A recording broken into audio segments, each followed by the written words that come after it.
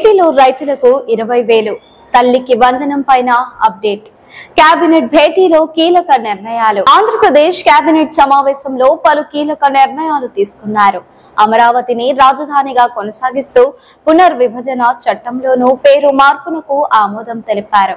తల్లికి వందనం, అన్నదాత సుఖీభవ వంటి సంక్షేమ పథకాలకు గ్రీన్ సిగ్నల్ ఇచ్చారు. పర్యాటక అభివృద్ధికి మెగా ఈవెంట్స్ నిర్వహించాలని నిర్ణయించగా మున్సిపల్ శాఖకు సంబంధించిన 281 పనులకు అనుమతి లభించింది. అమరావతి పునః నిర్మాణ పనులు ప్రారంభించినందుకు ప్రధాని మోదీకి కేబినెట్ కృతజ్ఞతలు తెలిపింది. ఆంధ్రప్రదేశ్ కేబినెట్ సమావేశంలో కీలక నిర్ణయాలు తీసుకున్నారు. ముఖ్యమంత్రి చంద్రబాబు అధ్యక్షతన జరిగిన ఈ భేటీలో ముఖ్యమైన తీర్మానాలపై చర్చించి ఆమోదం తెలిపారు.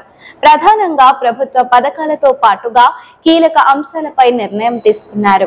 రాజధాని పరిధిలో వివిధ సంస్థలకు భూ కేటాయింపులు, తల్లికి వందనం, అన్నదాత సుఖీభవ తదితర సంక్షేమ కార్యక్రమాల అమలుకు ఆమోదం తెలిపారు. ఏపీ రాజధాని స్థానంలో అమరావతి పేరు చేర్చడం, ఏపీ పునర్విభజన చట్టంలో అమరావతి పేరు చేర్చే ప్రతిపాదనపై చర్చించి ఆమోదించారు. కేబినెట్ ఆమోదం తర్వాత కేంద్రానికి పంపే అవకాశం ఉంది. దేశ సరిహద్దులో యుద్ధ వాతావరణం, తీర ప్రాంత భద్రత, రక్షణ రంగ పరిశ్రమల వద్ద జాగ్రత్తలు వంటి అంశాలపై మంత్రులతో ముఖ్యమంత్రి చర్చించారు. ఆపరేషన్ సింధూర్ నిర్వహించిన త్రివిధ దళాలకు కేబినెట్ అభినందనలు తెలిపింది.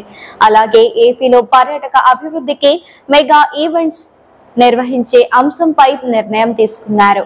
మున్సిపల్ శాఖ 281 పనులకు హైబ్రిడ్ యాన్యుటీ విధానంలో చేపట్టడానికి గ్రీన్ సిగ్నల్ ఇచ్చారు. లేబర్ అండ్ ఇండస్ట్రీస్ డిపార్ట్మెంట్ కు సంబంధించి 2019లో గత ప్రభుత్వం ఆమోదించింది. కేంద్రం దగ్గర పెండింగ్ లో ఉన్న 3 బిల్లులను వెనక్కి తీసుకునే అంశంపై నిర్ణయం తీసుకున్నారు.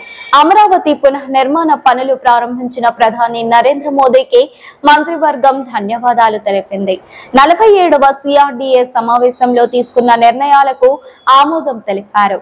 రాజధాని అమరావతిని ఫ్రీ జోన్ గా చేసుకోవాలని మంత్రి నాదెండ్ల మనోహర్ కోరినట్లు తెలుస్తోంది. మరోవైపు ఆపరేషన్ సింధూర్ పై డిప్యూటీ సీఎం పవన్ కళ్యాణ్ ప్రధాని మోదీని ప్రశంసిస్తూ ఆసక్తికర ట్వీట్ చేశారు. ప్రధాని నరేంద్ర మోదీని అనికేత్ అని అభివర్ణించారు. అనికేత్ అనేది ఒక పేరు, ఒక సంకల్పం అన్నారు. అనికేత్ అంటే ఇల్లు లేకుండా అని అర్థమని చెప్పుకొచ్చారు. అనికేత్ అనేది శివుడికి కూడా ఒక పేరు. విశ్వంలోని ప్రతి కణం ఒక ఇల్లు. అయినప్పటికీ అతనికి స్వంత ఇల్లు లేదు. నేడు కాశ్మీర్ నుంచి కన్యాకుమారి వరకు, కామాఖ్య నుంచి ద్వారక వరకు మొత్తం భారతదేశాన్ని తనదిగా భావించిన అదే అనికేత్ అని తాను చెప్పారు. తాను నిరాశ్రయుడైన ప్రధాన మంత్రి ఆవాస్ యోజన కింద కోట్లాది మందికి ఇళ్లను అప్పగించాడన్నారు. ఈ వీడియో మీకు నచ్చినట్లయితే లైక్ చేయండి. మరిన్ని లేటెస్ట్ అప్డేట్స్ కోసం వెంటనే మన ఛానల్ ను సబ్స్క్రైబ్ చేయండి. మీరు ఎటువంటి అప్డేట్స్ గురించి తెలుసుకోవాలనుకుంటున్నారో కామెంట్ బాక్స్ లో కామెంట్ చేయండి.